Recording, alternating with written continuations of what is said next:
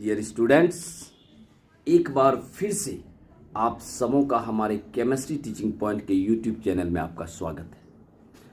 आज मैं ऐसे टॉपिक लेकर आपके बीच आया हूं जो कि बहुत बेसिक फंडामेंटल टॉपिक है। केमिस्ट्री मीन्स रसायन विज्ञान का बहुत बेसिक कॉन्सेप्ट है जिसकी जानकारी आपको होनी चाहिए।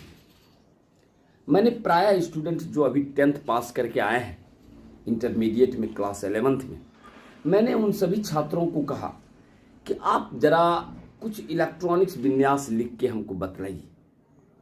तो मैंने पूछा कि आप बनाइए, जैसे सोडियम है, सोडियम का एटॉमिक नंबर 11 है। पोटेशियम है, पोटेशियम का एटॉमिक नंबर 19 है। क्लियर है? मैंने कहा कि write down the electronic configuration. मैंने उन सभी छात्रों को बोला कि आप इलेक्ट्रॉनिक कॉन्फ़िगरेशन लिख के दिख लो।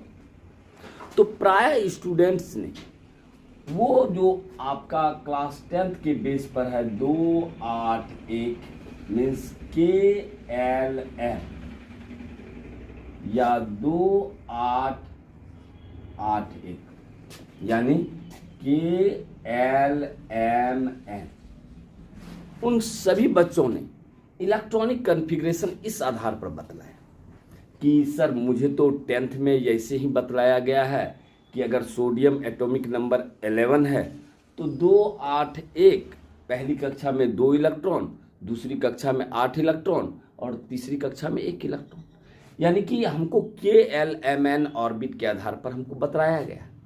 लेकिन अब आप इंटरमीडिएट की तरफ बढ़ गए हैं, यानी अभी आप 10th में थे means you are just swimming in the river, आप नदी में तैर रहे थे, लेकिन अब जो है आप समुद्र में आ गए।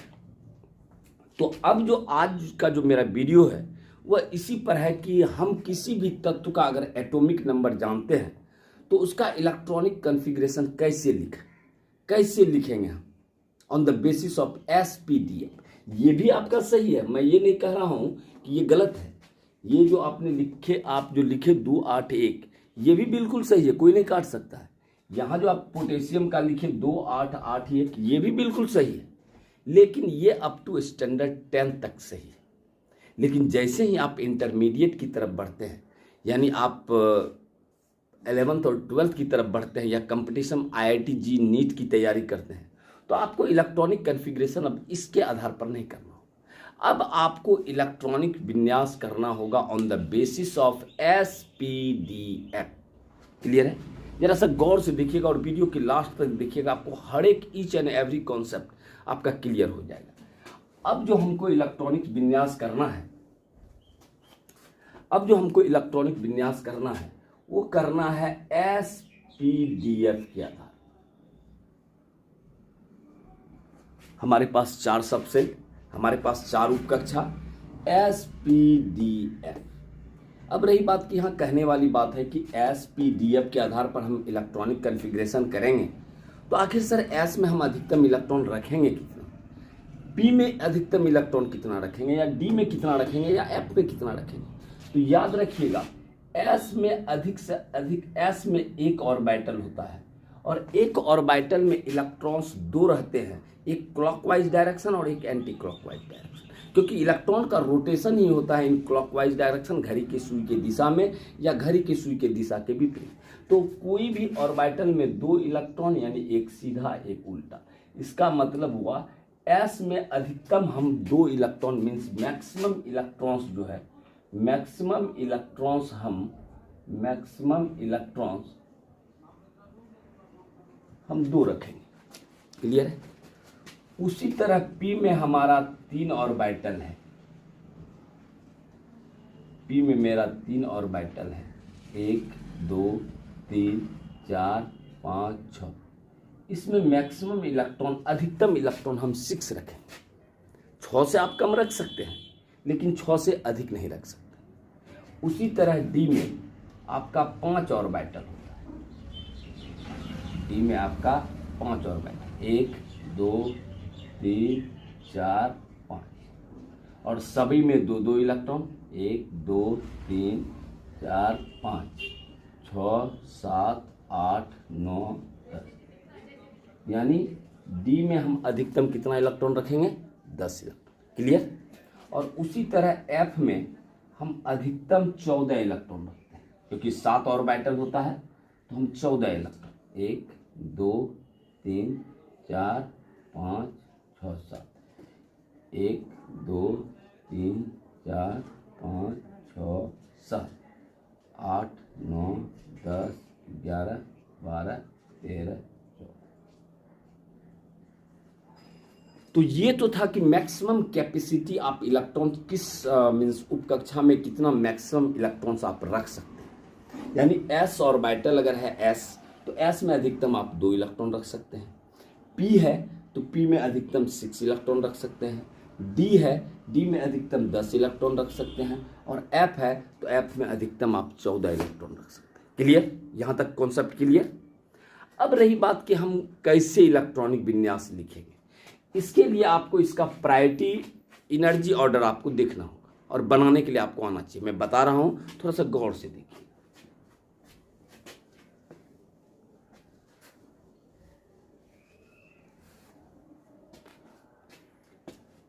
यहां आपका देखिएगा 1s है, 2s है, 2p, 3s है, 3p है, 3d, 4s है, 4p है, 4d है, 4f, 5s है, 5p है, 5d है, 5f, 6s।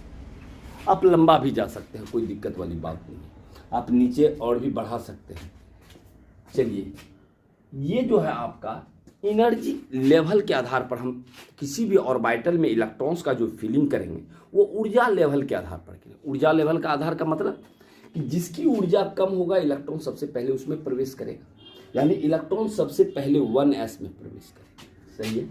इस तरह से आप पता कर सकते हैं, आपको पता चल जाएगा किसके बाद इलेक्ट्रॉन किस में प्रवेश करेगा।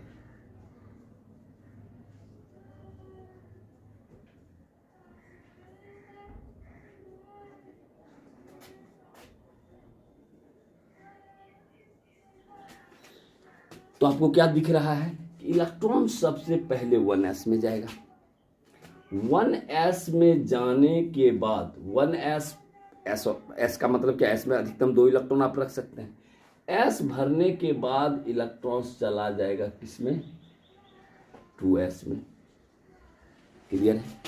ऊर्जा लेवल के आधार पर जिसकी ऊर्जा कम होगा इलेक्ट्रॉन पहले उसी में बढ़ेगा। 2s के बाद इलेक्ट्रॉन चला जाएगा किसमें, 2s के बाद इलेक्ट्रॉन चला जाएगा आपका किसमें, 2p में। 2p के बाद चला जाएगा किसमें, 3s में। क्लियर है। उसी तरह से आप बीच से इस तरह से निकाल कर आप देख सकते हैं, जैसे जैसे ऊर्जा का बढ़ता क्रम है वैसे वैसे इलेक्ट्रॉन्स भरेगा। फिर आपका देखिए ये चला गया 3p में, फिर ये चला गया 4s। सही। फिर आप यहां से निकालिए,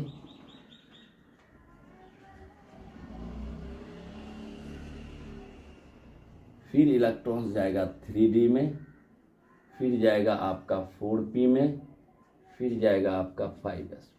क्लियर है। इस जैसे जैसे इलेक्ट्रॉन्स घूम रहा है इलेक्ट्रॉन हम उसी प्रकार से भरें। फिर हम इधर से निकालेंगे,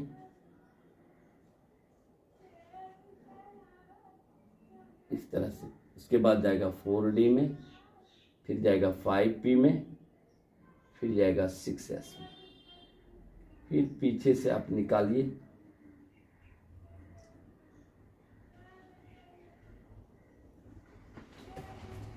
फिर जाएगा आपका 4f में। क्लियर है। फिर जाएगा 5d में,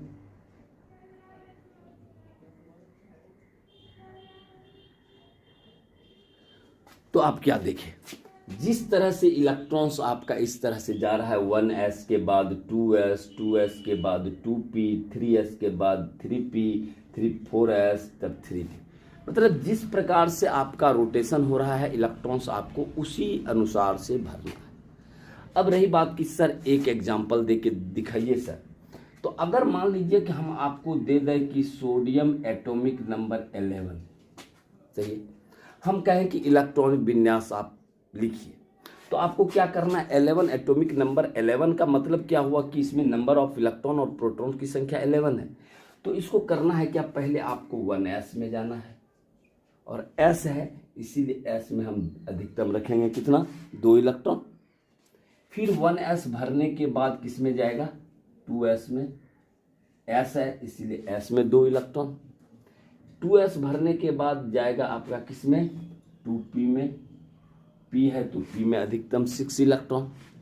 2p के बाद 3s है, 3s में हम 2 रखते हैं, लेकिन नहीं, अगर आप 2 रखते हैं तो 2 2 4 6 4 10 2 12 हो जाएगा, हम जबकि मैंने आपको दिया है 11 का लिखने के लिए, इसीलिए हम आपको क्या बोले कि मैक्सिमम कैपेसिटी 2 है, लेकिन 2 से आप कम रख सकते हैं। तो 2 2 4 6 4 10 1 11, कहीं दिक्कत वाली बात नहीं है। तो अब आपको इस तरह से इलेक्ट्रॉनिक विन्यास लिखना है, यानी on the basis of SPDF। Suppose मान लीजिए एक और एग्जांपल दें, पोटेशियम 19 है, लिखिए पहले किस में जा रहा है, 1s2, फिर किस में जा रहा है, 2s2, फिर किस में जा रहा है, 2p6, फिर किस में जा रहा है, 3s2, फिर किस में जा रहा है, 3p6। तो जुड़िए, 2 2 4 6 4 10 2 12 6 18, बच गया क्या, s और s में। तो कहने का मतलब है कि इस तरह से किसी भी तत्व का अगर आपको एटॉमिक नंबर पता है, अगर आप उसका एटॉमिक नंबर जानते हैं, तो इस विधि द्वारा आप इलेक्ट्रॉनिक कॉन्फ़िगरेशन किसी भी तत्व का आप निकाल सकते हैं। तो कहने का मतलब हुआ कि आज का ये वीडियो आपको बहुत ही बेहतरीन लगा होगा और बेसिक फंडामेंटल कॉन्सेप्ट है केमिस्ट्री का, बहुत बेसिक चीज़ मैंने आपको बतलाया कि अब जो आप 10th में 2 8 1 करके लिखते थे, अब वैसे आपको इलेक्ट्रॉनिक विन्यास नहीं लिखना है, अब आपको इलेक्ट्रॉनिक कॉन्फ़िगरेशन करना है on the basis of SPDF। तो आशा करता हूं कि ये वीडियो आपको बहुत ही बेहतरीन लगा होगा, और यदि आपको बेहतरीन लगा है तो कृपया मेरा चैनल सब्सक्राइब करना ना भूलें। Thank you.